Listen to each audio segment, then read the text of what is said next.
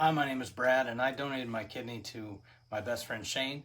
That was just a little under 2 years ago. Actually, would have been November 6, 2019, so we're just coming up on 2 years. What I have to say about Shane is I believe with all my heart that he is a walking miracle.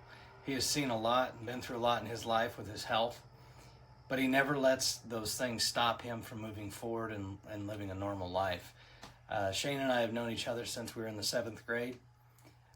We're now 47 years old, so we've known each other a long time. And I would say, for somebody who was born with no stomach muscles, he kind of pushed the envelope a little bit as far as what he could do. He never let anything stop him. What most people would consider probably a disability, he never looked at it that way. He never acted like he had a disability. He lived a normal life. He was a normal teenager, a normal kid. He wrestled at a very young age in middle school and in high school, and he was a decent wrestler. He also did play some football. All that was risky, but he did it anyway, and he loved life, and he still loves life today, even though there's still things that come at him. One of the biggest things I would say you can learn from Shane is never let hard times stop you. Always push through those hard times. And one of the biggest things he says is PMA, positive mental attitude. So I would have to say he's in that area. That is something I really can learn from him. I didn't think much about kidney disease until, really the first time Shane had to have a kidney transplant. He was around 20 years old. And his brother was his first kidney donor, and which was very successful. And he lived, he lived a normal life after that, did whatever he wanted for the most part, It lasted a little over 20 years, and then he started going to kidney failure. So really, I never thought much of it, even during that time, really, until the second time around when his kidney from his brother started to fail. And then it was kind of hit close to home. So that's when it became real to me. When I learned what kidney failure meant for Shane, I really thought about it because, there's dialysis, which dialysis is great. But after seeing him over the last couple years being in dialysis and taking time out of his day and just his energy level and things like that, you can still live, but your quality of life is definitely not the same. And you don't, obviously, your time to live doesn't go as long as you would if you had an actual kidney, a functioning kidney. So when I found out that he needed a kidney, he told me, he needed to have another transplant, and he didn't come and ask me, would you be a donor? He wouldn't put that pressure on me. He wouldn't put that pressure on anybody, really. He would let people know that he needs a kidney donor, because there are people out there that are looking to do stuff like that. And so I thought about it, I prayed about it, and I just felt it was the right thing to do, that God wanted me to donate. So I went and got tested, and sure enough, I was a match. So then we started that process. When I actually ultimately decided to donate my kidney, it was because I knew that kidney donation was actually something that happens a lot, and it's a very successful, high rate of being successful.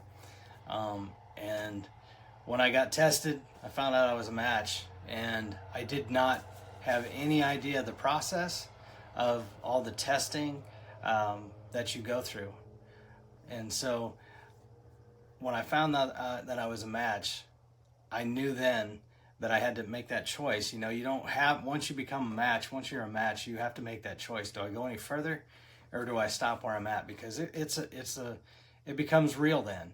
And, but if you're healthy and you have 2 kidneys, you can still live with that 1 kidney. So that's what ultimately made me decide to donate my kidney to Shane. When I decided to donate my kidney, I can't say that, my wife probably didn't get a little worried, and my kids and friends, they all asked, is this something are you sure this is something you want to do?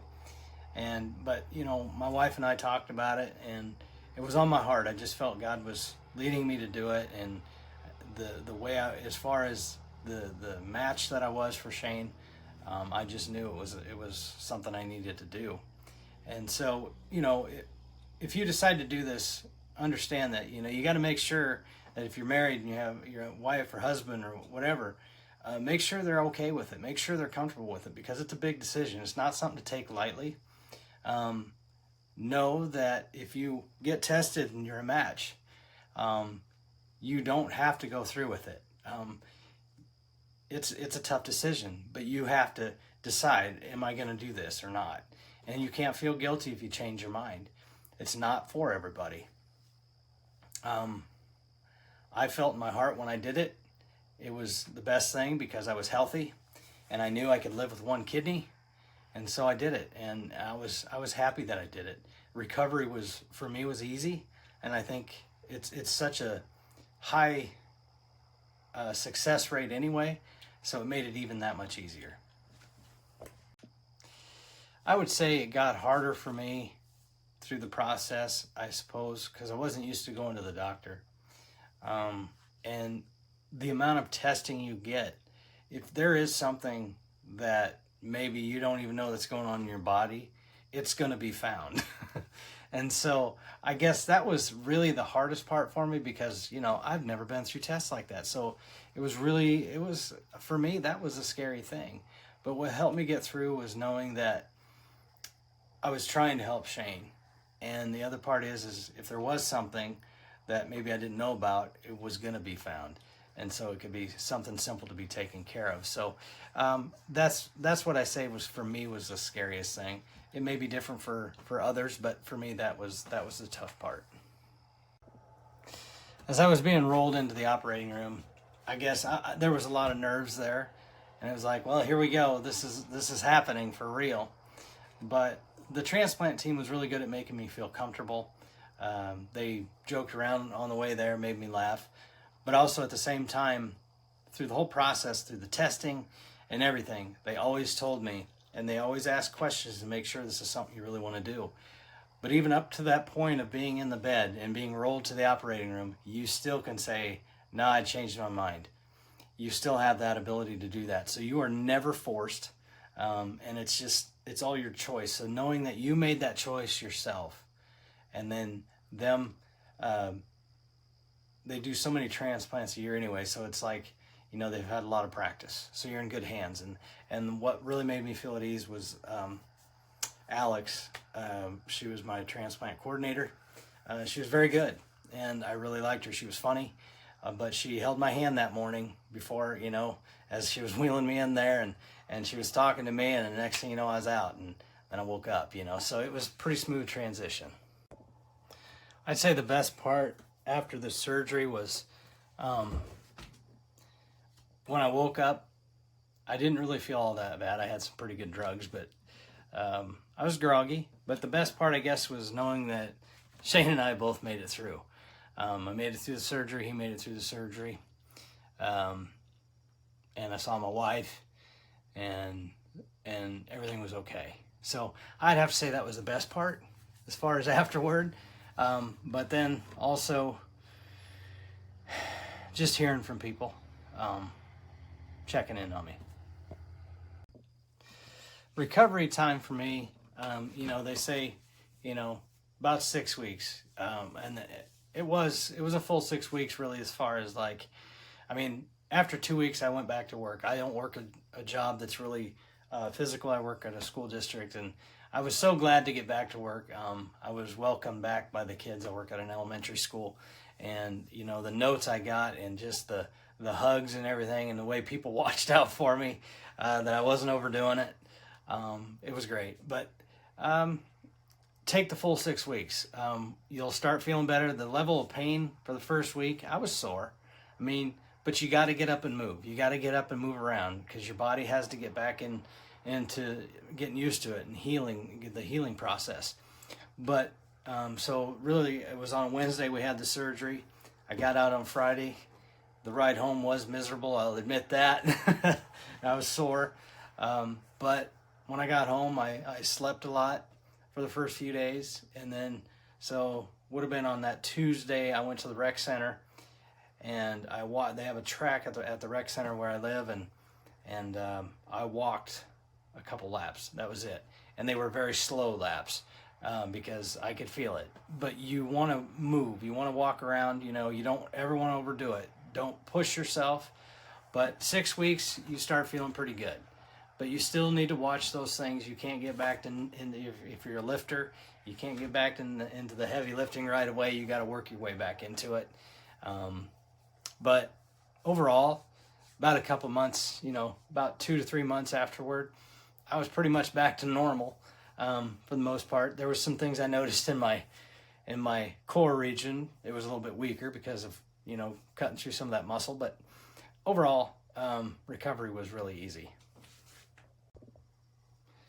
After donating my kidney, I would have to say my life really hasn't changed any. Biggest thing is stay hydrated.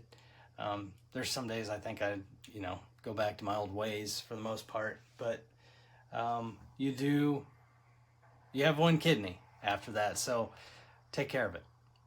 But as far as anything else has changed, nothing has changed. I feel the same. As far as going to the bathroom and the amount of urine that comes out, that seems to be the same for the most part. It's amazing what your body does. It's amazing what the kidney does as far as that one that's missing. The other one kind of compensates, so it grows a little bit and kind of compensates for what's missing. So it's really cool. And afterwards, you know, you go to the doctor, you have follow-up appointments. They check, make sure everything's good. Your kidney function is good. Your blood pressure's good. So yeah, just, you know, take care of yourself, exercise, eat decent, just take care of yourself. So that's really, otherwise your life really doesn't change. It stays the same. You just can be happy knowing that you saved a life. Something I didn't expect after the surgery was due to complications with things during the transplant. I can't go into detail, but due to complications, 2 weeks after the surgery, the kidney I donated to my friend Shane had to be taken out. It was unfortunate, and I do regret that happening. I regret the fact that he went through a lot of stuff for that 6 months afterward. He became very sick because of some issues that happened at the hospital. But he's still here with us today. He's doing peritoneal dialysis.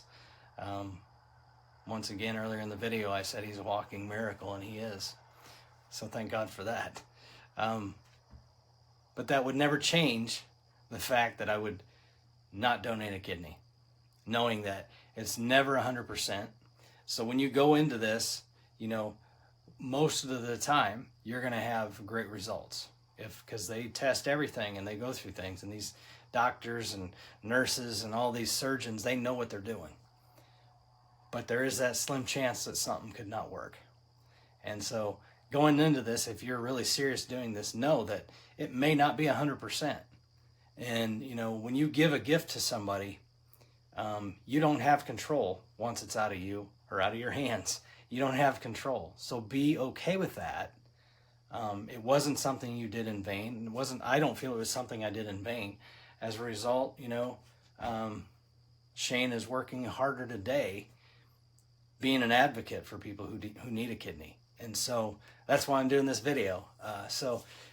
Just know that. And so I would never ever change my mind if I would have known that ahead of time. So that's what I regret, is the things that he had to go through because it didn't work out like it was supposed to.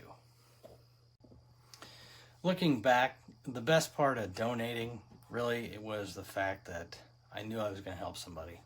But also, I learned a whole new thing about kidney disease and donors and live donors and cadaver donors and all that stuff, you know, and it's an important thing because you can literally save somebody's life. So really, that's what I'm glad that I learned through this process is I'm thankful that, you know, I can be a part of encouraging somebody else to, if they're thinking about being a living donor. If you're really thinking hard about it, I would encourage you to just, you know, if you want to know more, ask questions. It's okay to ask questions. It's okay to make phone calls. because it's an important thing, and it's saving somebody else's life, because you can give life and you can still see other people live through it. It's a beautiful thing. The best advice I could give somebody who is really seriously thinking about being a donor: find out as much as you can, but if you know you're healthy and you want to help somebody, just do it. It sounds like it's easier said than done when you're thinking about it and your nerves are up and stuff. I get it. But I'm here today, a year and a half later, almost 2 years actually, closer to 2 years than a year and a half. And I don't regret it, even the things that may have happened. But you can really help somebody. So if you're really seriously considering it, just go for it.